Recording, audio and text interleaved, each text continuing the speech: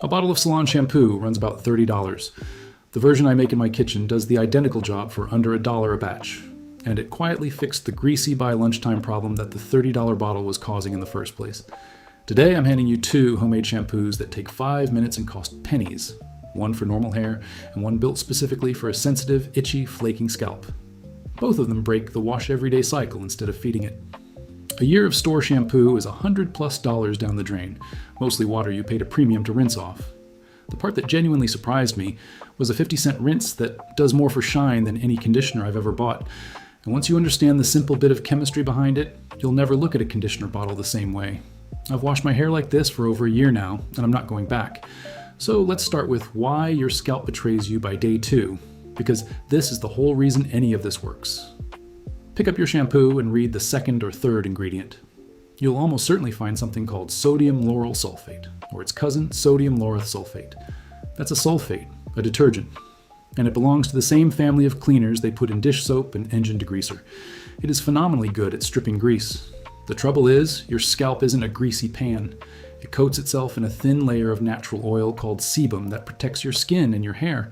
And every wash, that sulfate strips it bone dry. Your scalp, in a mild panic, overproduces oil to recover. So you wake up greasy, you wash again, you strip it again, and it overproduces again. The product manufactured the exact problem it's selling you the solution to. Nobody had to be evil for this to happen. It's just what a powerful degreaser does to living skin on a loop. Now the second piece, and this is the one that changes everything you thought you knew about washing hair.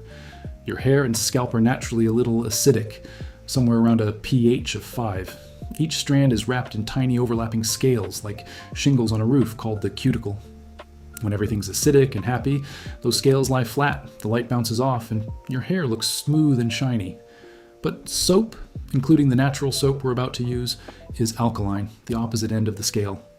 Alkaline lifts those scales up and props them open, and open scales catch light wrong, tangle on each other, and feel rough and straw-like. That right there is why so many people try homemade soap shampoo once, end up with a weird waxy mess, and quit. They didn't do anything wrong, they just stopped one step too early. That missing step is the 50-cent rinse I promised, and it's almost insultingly simple. After you wash, you pour a diluted splash of apple cider vinegar over your hair and rinse it out. Vinegar is acidic. The instant it hits those propped open cuticle scales, they snap flat again, the way a pine cone closes in the rain. Flat scales mean light bounces clean off, so your hair turns glossy, detangles itself, and feels soft. And you just did the entire job of a bottle of conditioner with a tablespoon of something that costs about 50 cents. No silicone, no plastic bottle, no mystery. Just acid undoing what the alkaline did. Once you watch it work in the mirror the first time, it stops feeling like a hack and starts feeling like the obvious way it should have always been done. So here's recipe 1 for normal, healthy hair. Into a squeeze bottle, you put about 1/3 of a cup of liquid Castile soap. That's the plant oil-based soap you'll find under names like Dr. Bronner's, a few dollars for a bottle that'll last you months. Add 3/4 of a cup of distilled or just plain filtered water so it's gentle and pourable. Then a teaspoon of a light carrier oil like jojoba or argan to put back a little of what the wash takes out, and 10 or 15 drops of an essential oil you like. Rosemary and peppermint both leave the scalp tingling and awake. Shake it, and that's the whole shampoo. You use a coin-sized amount, you massage the scalp, you rinse, and then, this is non-negotiable, you finish with the vinegar rinse. Skip the rinse, and you'll think I lied to you. Do the rinse, and you'll wonder why you ever paid for the bottle. Most people stop at one formula, but a sensitive or flaking scalp is a completely different animal. So here's recipe 2, and it starts with knowing what flakes actually are. For a huge number of people, everyday dandruff isn't dryness at all, it's a yeast. A microbe called Malassezia lives on everyone's scalp, and it feeds on exactly that sebum we talked about. On some people it overgrows, irritates the skin, and the skin sheds in those visible flakes. Here's the cruel irony. People see flakes, assume dry, and reach for heavy moisturizing shampoos, which feed the very yeast causing the problem. You can't moisturize your way out of a fungal issue. You have to make the scalp a place that yeast doesn't want to live. So this recipe drops the extras and adds 2 quiet workhorses. Base it on a 1/4 cup of Castile soap and 3/4 of a cup of water like before. But swap the carrier oil for 2 tablespoons of pure aloe vera gel. Aloe calms angry, itchy skin instead of irritating it further. Then add about 10 drops of tea tree oil. Tea tree is a natural antifungal. and it goes after the yeast directly without a harsh, medicated smell. And for this scalp especially, the apple cider vinegar rinse stops being optional and becomes a weapon.